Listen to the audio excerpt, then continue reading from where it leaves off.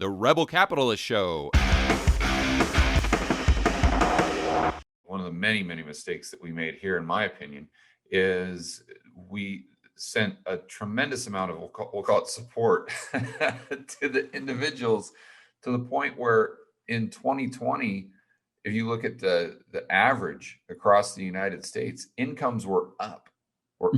I mean, we had arguably depression level unemployment, if you measure it correctly with the people that are actually not working, as opposed to just who haven't looked for work in 4 weeks, or however the measurement is. And so to have just unemployment that was far higher than the peak of the GFC, and you have to go back to the Great Depression, but yet at the same time you have personal incomes going up, and then you put the small business owner into a real bind, because now all of a sudden they're competing with the government for workers, because the workers are saying, why on earth should I go back to work in that restaurant or that small business when you're paying me $3,000 a month, when the government is paying me $5,000 a month to sit home and not go to work? And that's, have you guys been seeing that in Australia, or is that just something we're seeing here in the States? I would say that the level of support, if you're not working, is lower. And in fact, the government has been quite clear here that, the best way of supporting people is to make sure there's a job of some sort, right? So that's why the JobKeeper was, I think, it was a critical plank. And I'm not saying it shouldn't have happened. I'm just thinking it misfocused. The JobSeeker stuff, which is essentially if you're unemployed, that's still very low. And they've been ratcheting that payment down and down and down. And in fact, at the end of March, it will be impossibly low. So I'm not sure that we've got a lot of people who are just sitting on their hands thinking, well, this is great. What I would say is, in the first sequence of JobKeeper, so that's the one where money was passed through to businesses. In fact, the level at which it was made was quite high. So there were a lot of part-time workers who then got a lot more money than they did when they were working part-time previously, because effectively there was a flat rate. So the scheme was thrown together very quickly, and it was there, of course, as soon as it was able to be made. So just a week or two or three after it was announced. But the impact was that it did skew wages, and it did skew the situation. So some people were quite advantageous and actually earned quite a lot more than normal. They sort of tried to tailor that in the second wave. And there are still also some examples of people who basically, some businesses who claimed when they shouldn't have claimed, and that is being swept up a little bit now, but probably not very significantly. I mean, I think JobKeeper was the right strategy, because they needed to act quickly, and because they had these amazing TV footage pieces of lines and lines of people outside the queuing for unemployment, right? And that was a real shock. I think when people saw those lines and how quickly they developed, the government then responded and reacted, because they couldn't allow that to continue. But the soft underbelly of these programs, I think, is now coming home to roost, which is basically, as I said, top end of town did very well, thank you very much. A lot of them did well further down, but a lot of small businesses in particular, I think, are the ones that are missing out still. And I think this is going to have an economic consequence, not just for the next year or two, but for 5-10 years. Yeah, and what's bizarre too is I get the whole work from home thing. I get it, but the wealth of an economy is measured by the amount of goods and services it can produce efficiently. So how many goods and services can you produce from your bedroom? There's a lot of services, and then of course 100% of goods. Like, how do you create a good if you're at home in the garage or in your office? It just goes back to this thing that I always get concerned with, that as a society, we have been brainwashed, or we've done it to ourselves, whatever, where we see currency units as wealth instead of the production of goods and services. What do you think about that? I totally agree. I've said for a long time that the problem we have in Australia is that we are actually narrowing the base of our economy. Right. We've been doing it for the last 2, 3, 4 decades, right? So we have the mining sector, which employs a very small proportion of the population and actually, does ship a lot of stuff overseas, even if it's environmentally not hugely friendly, and that may be an issue down the track. But most of what we do is we import from overseas, and then we have, various service industries locally, and that's about it. Now, if you measure the breadth of our economy, we're something like 40th down the list internationally, below many African countries. So we have a very narrow economic base, and we don't make much.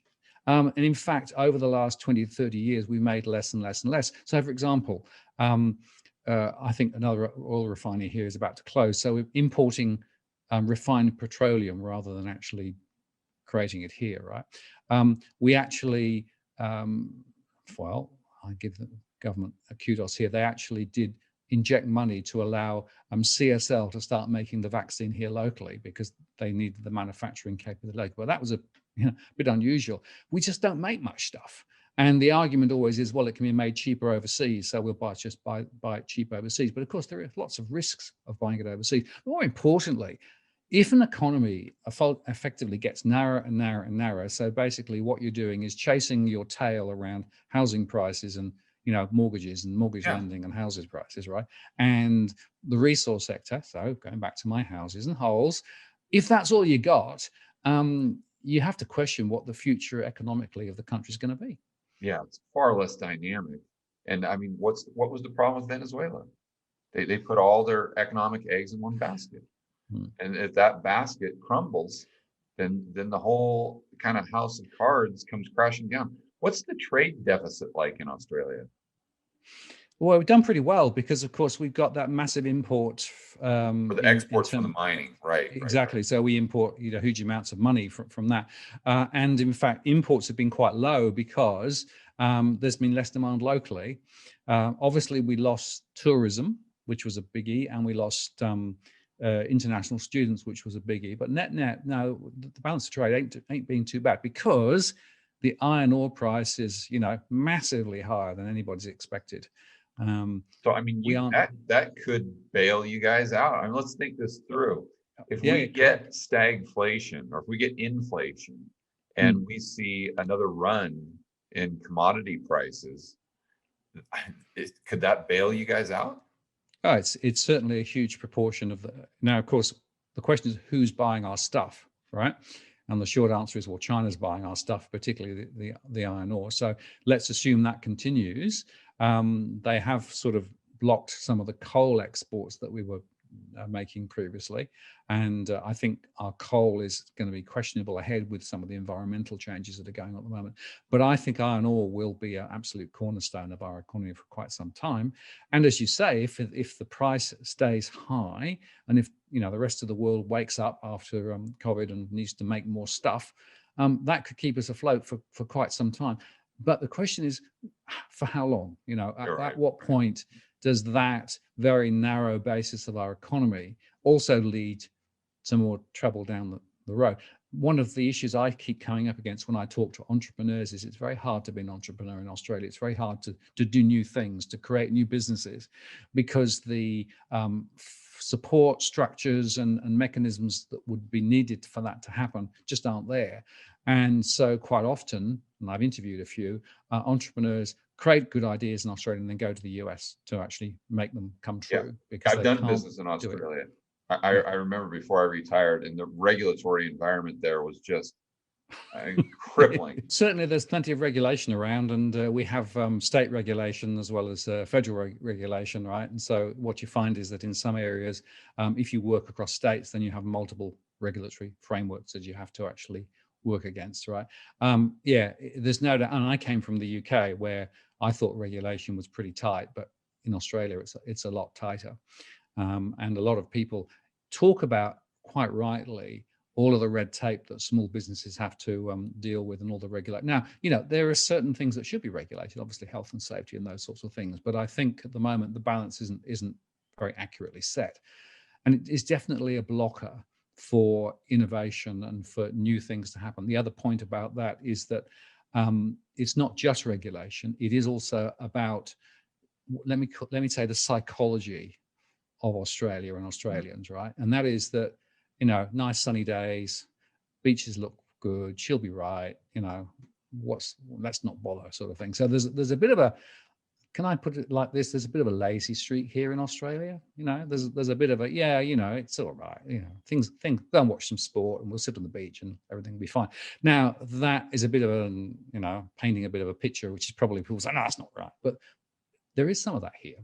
And so I don't see necessarily the hard yards being put in by people who, you know, want to be able to take their ideas and make them to come alive. And that's something else that I see.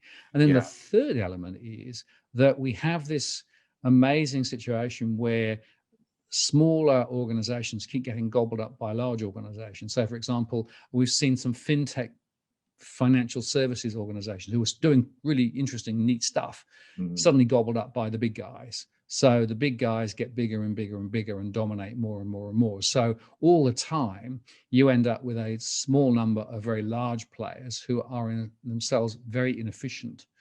And so there's, you know, a level of inefficiency that sort of underpins the way things work. Yeah, see, I think that goes back to the regulations and the government really stifling the ability for new businesses to come in and compete, because smaller businesses do have a lot of advantages. Yeah. Most people that have never been an entrepreneur don't understand the difference. And, you know, I've run businesses with 5 employees. I've run businesses with over 100 employees.